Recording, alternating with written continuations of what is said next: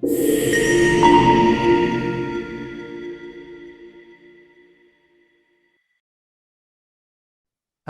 and welcome to Edison TV. My name is Aaron Atkar. I'm a healthcare analyst here at Edison. Today, we're joined by Dr. Eric Manting, CEO at Mendus. Mendus is an immuno-oncology company with two clinical stage assets, vididencel and ilixadencel, both of which are off-the-shelf cell-based vaccines designed to improve survival outcomes for cancer patients. Welcome, Eric. Hey, Aaron, good to see you. So we're going to focus primarily on vididencel today. And to get started, at ASH 2024, Mendus presented some encouraging long-term survival data for the ADVANCE-2 trial, which was assessing vididencel for AML maintenance. Can you give us an overview of the trial and the key takeaways?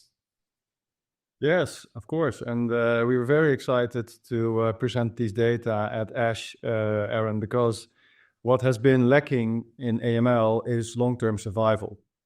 Acute myeloid leukemia is a very aggressive blood-borne tumor. It means you can only treat it with high-intensity chemotherapy, which is very tough for a lot of patients. And so also a large group of patients cannot even undergo that kind of chemotherapy. They are nowadays getting a new combination of drugs called azacitidine and venetoclax, and that is also driving more patients into what you call a complete remission.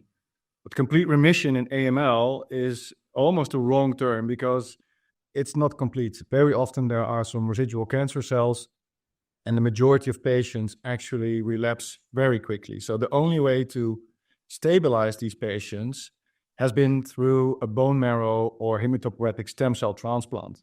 But for many patients, that option is not available, either because they are too fragile, or they can't find a transplant, or they can't find a transplant in time, and then the disease comes back very quickly. Actually, in a lot of patients, in several weeks to months. And then it's also actually almost very imminently always followed by the patient passing away. So it's a very devastating disease.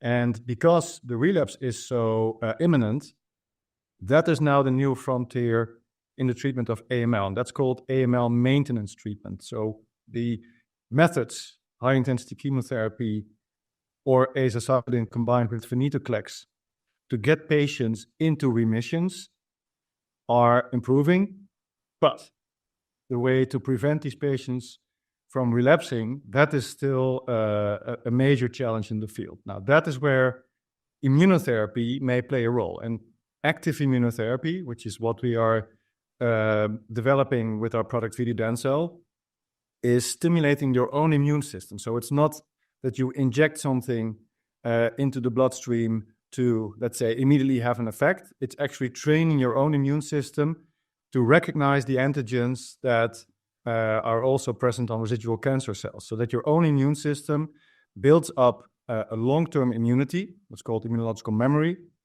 and is therefore also capable of controlling the disease long-term. Now, that concept, of course, is being tried a lot, but so far in blood-borne tumors has been very difficult to tackle.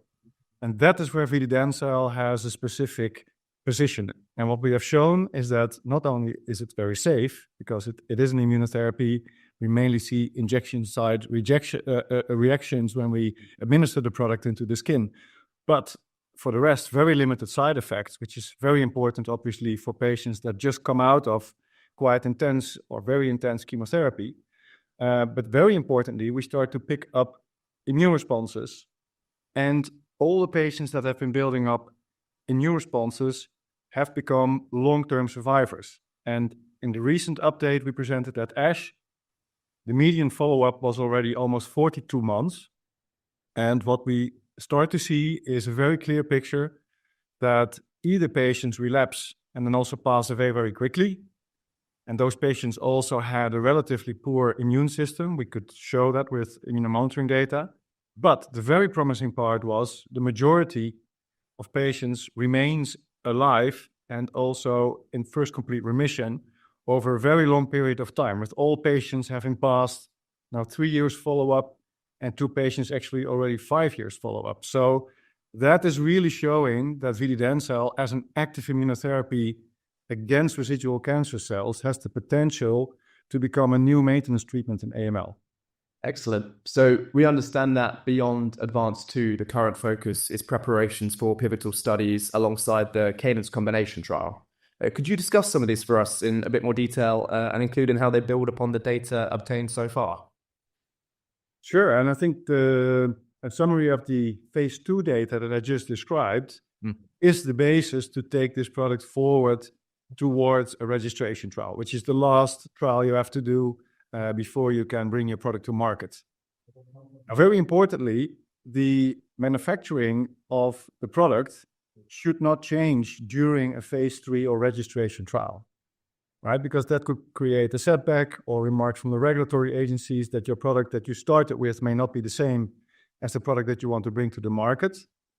So we're actually now on track for two important pillars under the preparations for registration trial, which is on the one hand, making sure that we design the trial protocol and that we validate with the regulators, being the EMA and FDA, that they agree that this would be a good trial protocol for product registration, but also all the other steps that we need to take, including the scaling up of the manufacturing, to actually have the product that we want before we engage in phase 3.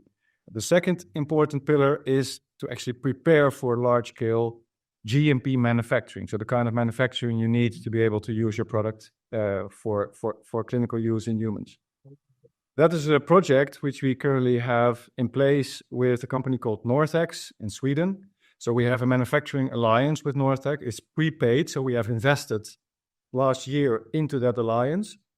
That allowed us to build a facility within the Northex building in Matfors in Sweden. And that facility is what we are now using to transfer our process from the labs in Leiden in the Netherlands, where we have developed the process, into the GMP setting. And that process is well on track. So we've successfully established the first large-scale production runs, and we need to repeat those a couple of times. And you need to do some product characterization before you're actually ready for large-scale GMP manufacturing. And that is a process that will take roughly until mid next year. But also that is very well on track. So that is currently also where we focus most of the company's efforts, Aaron. Excellent. So Mendus presented additional abstracts at ASH relating to vididencel. Can you touch upon these, please, and outline the broader strategy for the candidate? Yes, I think also a very relevant question. So what has been a big shift in the treatment of cancers is the so-called immune checkpoint inhibitors.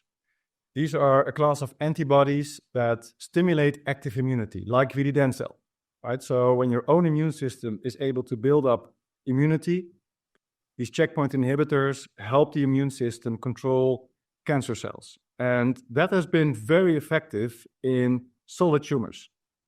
So most of the checkpoint inhibitors are now approved in a broader set of solid tumors. The largest one is Keytruda. It's been approved in 25 different solid tumor indications. But in the hemato-oncology, it's been very difficult. So in the blood-borne tumors, it's been very difficult to make this class of antibodies work.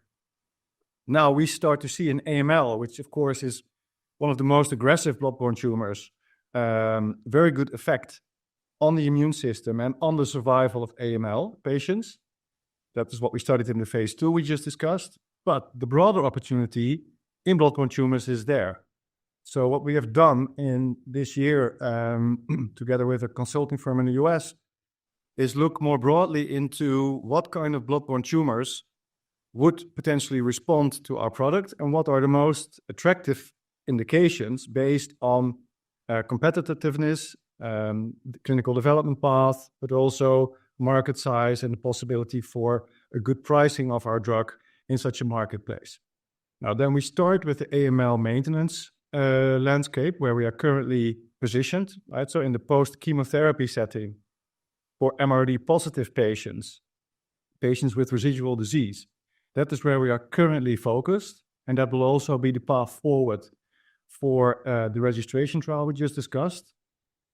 But then you also have patients that get this azacitidine treatment, which are achieving complete remissions, but would also require maintenance treatment. And for that, we have done some work, preclinical work, to see if the drugs would interfere with vididencel. And the good news is they don't, and actually they are synergistic with vididencel. So what we've shown is that in mice, when you do a treatment with the vididencel product, and this is a humanized mouse model, so mice with a human immune system and also human AML cancer cells, you start to see a relatively strong effect, similar to what you see with azacitidine. But when you combine the two, you get a much deeper response. And what we've now also shown is a mechanism to explain why that is. And what we presented at ASH is that actually the venetoclax helps antigen-presenting cells, so the cells that basically start the immune response in the body,